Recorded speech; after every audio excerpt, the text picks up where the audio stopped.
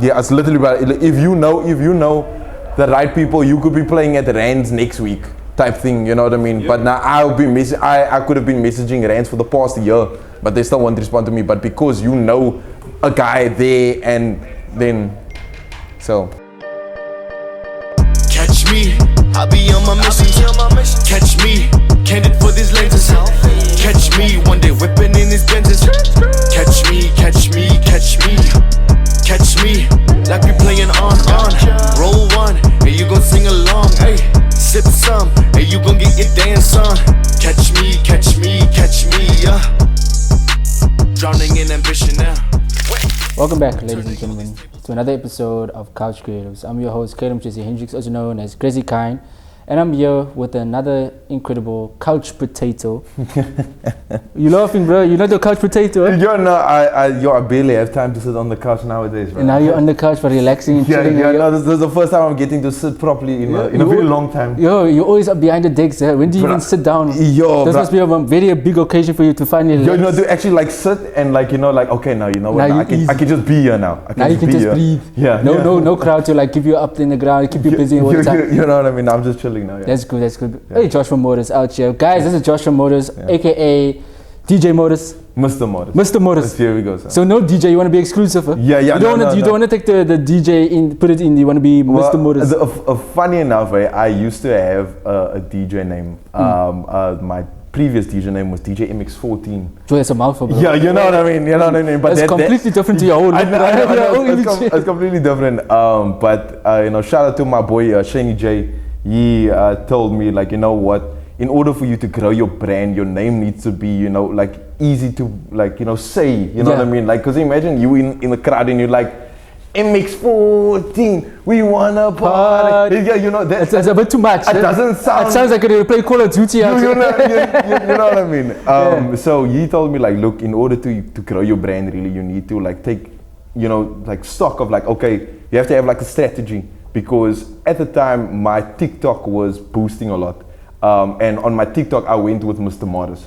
But my DJ name was now DJ MX14. I was like, okay, but now why don't you just take the TikTok Mr. Morris and then make that your brand. Make it the brand. You know what I mean? And that's how, Mr. Morris was born, so to say. Mr. Morris? Yes. Jeez, it's like even the outfit, how did that also come about? The name and the outfit from NXT wrestling out here, bro. NXT wrestling.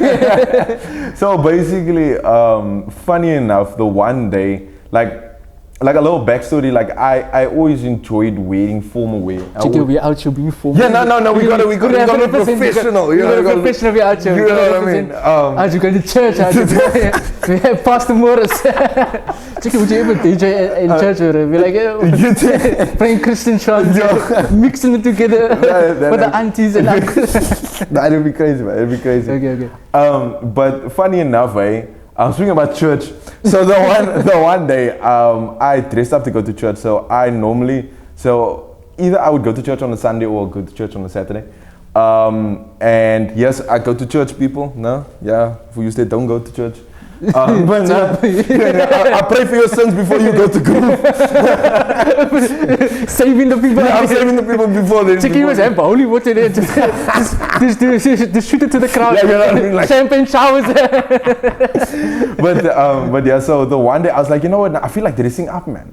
And then I dressed up in like somewhat of like, so like semi-formal, formal vibes, jeans, polo neck, blazer type vibes. I thought it was an accident. You came from church to get you to your gig. No. And then I was like, you know what? I actually want to see what the event promoters, my manager and his brother were gonna do. When I pull up there like that, man, because normally I come in a hoodie, t-shirt, whatever. Yeah. And then they were like, yo, Mr. Morris graduating Groove Academy, So it just came to you. It just came to me, and I was like, I've always wanted to wear formal wear, so why don't I just incorporate that into my brand and make that putting the Mr. in Mr. Morris. You see, so that's why I go wherever you're gonna see me play, I'm gonna be wearing formal way, yeah. And you stand out from the crowd. Nobody actually is doing what you're doing, bro. You're actually bolding something. You know what I mean? And I feel like in this day and age, finding something that nobody else does is difficult. Yeah, because like literally everybody's doing everything nowadays, bro. I'm telling you, bro. Yeah. But also going to the DJ aspect, like how did you get into it though? Like were you always passionate with DJing, or is it something that just come across?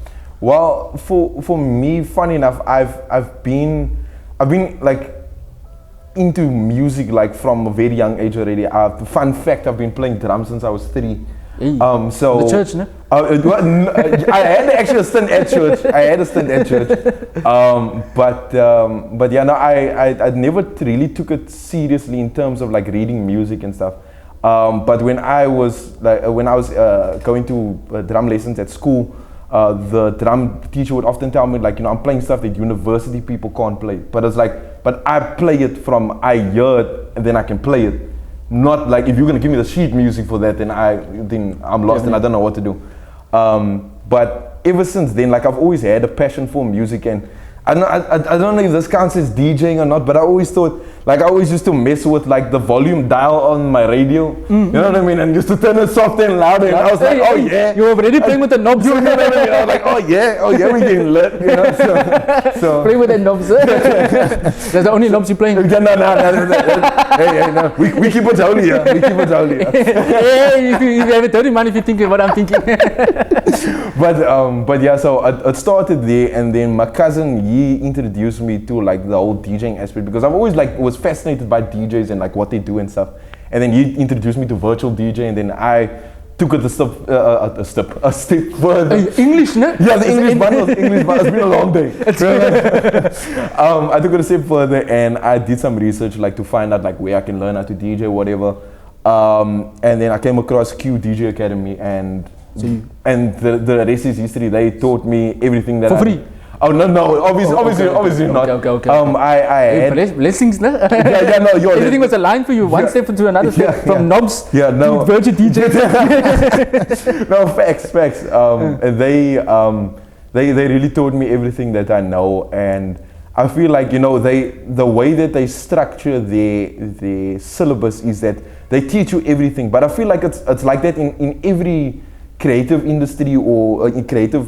Or anything in general, like you know what I mean, like your mentor or your mom, dad, doesn't matter, can teach you everything, but it's up to you if you're going to be like, okay, now you know what, I'm gonna take a step further, I'm gonna go and watch that extra YouTube tutorials, I'm going to, I'm gonna practice every day, I'm gonna do it, you know what I mean, because I mean, like, I feel like in today's day and age, a lot of guys, a lot of people in general, you know what I mean, they expect to post a video on TikTok, and then they want to have 3 million views immediately. You know what I mean? Like, so now it works. It's patience, bro. You know what I mean? You got to be grinding. I mean. So how did you learn to be patient, bro? Like not getting all the attraction soon enough. You to be like, screw this. I want to say it was a little bit delulu at the and like they say delulu's the salulu, but it was funny enough, When I just like started DJing, so I was going to be coached by one of like a rather like popular DJ at the time, but mans wanted to charge me 1,000 rand a lesson, and that was in 2015, 2016. Yo, you've been in the game, huh? Yeah, I've been in the game, bro. I've been in the game, bro. Now you're coming out to the shadows. Now I'm coming out to the shadows.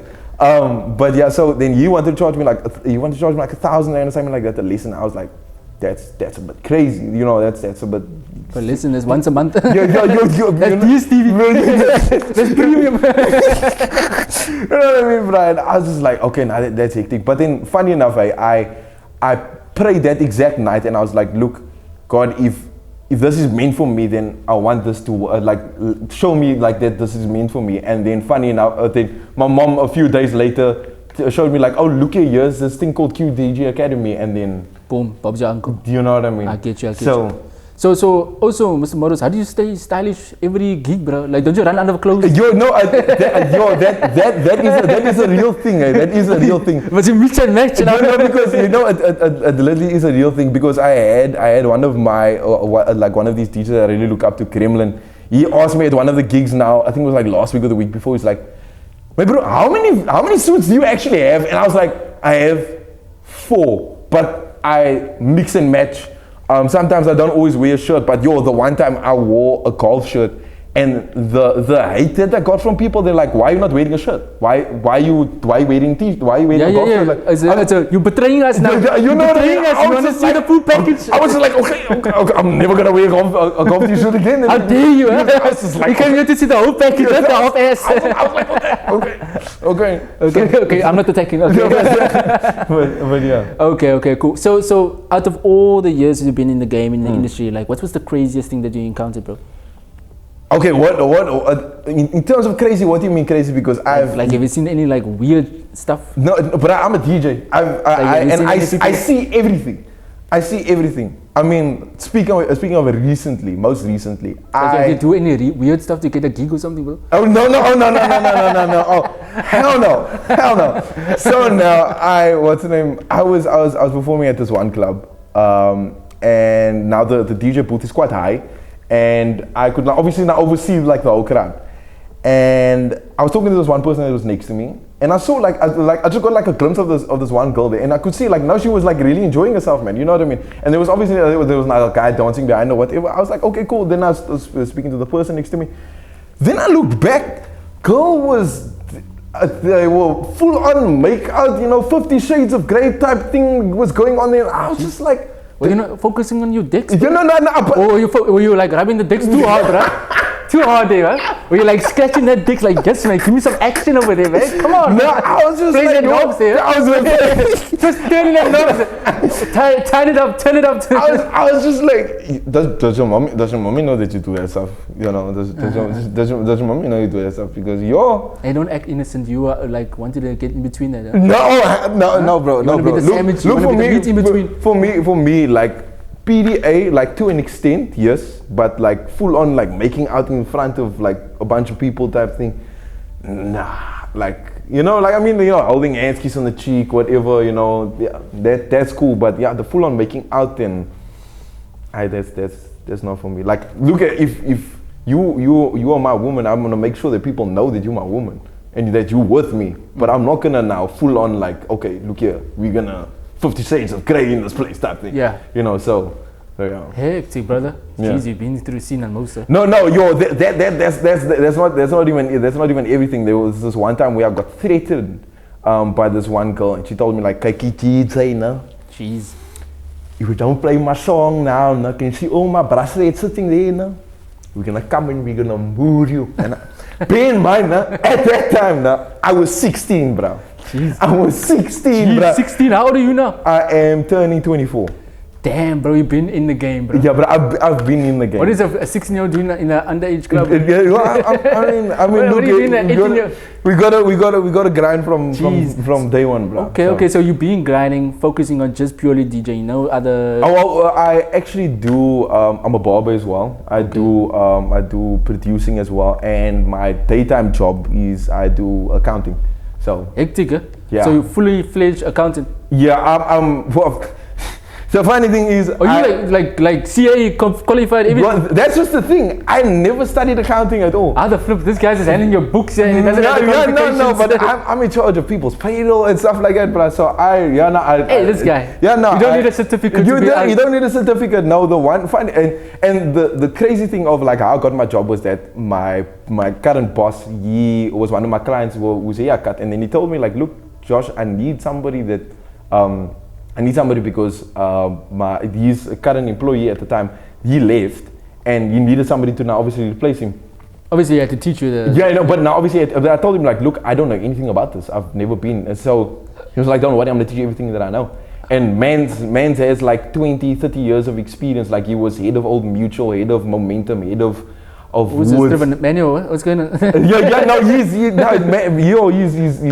like the bra. You got lucky all the way from the beginning. Bra, I got your team job at the DJ. I can get accounting money. Share your secret. What muti are you doing? What spirits are you doing? Are you conjuring up here, bro? Yo, bro, I give it all up to the big man upstairs. Amen to that, brother. Amen. So yeah, no, not a lot of people know, but I'm a very religious person. I pray every single day. You know what I mean? And I see you by your tattoos. Yeah, you know what I mean. And I feel like not a lot of people also believe in like the power of prayer, because argument's sake, the one day I was going through a really difficult time with my family, and I like in the same boat, like where money was a little bit difficult, and I was a resident at this one club, and at the time the salary wasn't like it, but I mean it's because I didn't have any other money, so you know it was to do what I had to do, and then so I would normally just play on a Friday or Saturday, or Friday and Saturday, but then I was like, I really need extra money, and then the night, I'll never forget this, it was a Wednesday night, and I prayed, I was like, look, I really need like a breakthrough, I really need to get some extra money. And then the following day, the manager was like, look, we're starting to have events now, we are looking to open the club on a Wednesday and a Thursday, and we need DJs for there. And then now I got, look at that, God works. You know what I mean, I got a little bit extra. God provided. I wanna end the show on that powerful testament, bro. That's amazing. I don't want to ask any more questions after that. That's in on the high, bro. But I want to end with a double O drink, bro. Okay. What's your favorite? Pick and choose it. No, you know what? Now I'm gonna have to go with the pineapple. But the one thing that I always question was, if it's pineapple, why is it orange? It tastes amazing, but where do you see pineapple, bro? The pineapple one right here. The pineapple? Yeah, the pineapple one right here. No, this one here, the one that's orange. This one. Also, that's a pineapple. Yeah, that one right there. How's that pineapple, bro? Yeah, that one right there. Okay, let's open this up. This one right here, bro. This one. Why is that your favorite? This one, it really reminds me of my childhood, like growing up, being at my granny's house, and even at my great granny's house. You know, whenever they have family gatherings. Yeah. And then it's the traditional, what's it, dark forest cake. I don't like that cake. Dark forest cake? Yeah, that dark forest cake where it's like, it has like cream on top. Thank you. It has cream on top and like sprinkles and stuff like that. And it's just like, yeah, no, it was never a favorite of mine. So but as long as they had that pineapple double O, I was. Cheers, brother. Cheers. I was happy about it. I was happy. As you can see. Yeah. This is bringing back memories. Yeah, no, it's bringing back really good memories. Yeah. That's good. Mr. Morris, thank you for coming on the show, brother. No, thank you for I know you're out here doing amazing things in the industry. So what's the plan, bro? What's the next step, bro? The next step, I don't like to count my chickens before they hatch, but keep your blessings to yourself. Yeah, no, don't need to share it to the world. All I'm gonna say is, guys, this year is gonna be the year that I take over. That's what I'm gonna say. Take over all the events. Take over all of the events. You're gonna see me. You're gonna hear me. You're gonna get tired of hearing that. Mr. Morris did this. Mr. Morris did that. Mr. Morris, huh? Yeah, no. I can't wait to see that. Huh? But don't get too caught up in that. No. Don't get caught up now. No, let the industry take you now. Let God always be in your heart. Don't you. Amen to that. Cheers, Mr. Morris. All the best, and thank you for coming to the show again. Anything.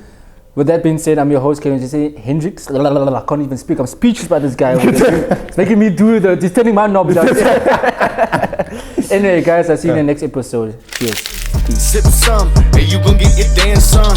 Catch me, yeah. Drowning in ambition now. Wet. Turning all these tables now. Blip.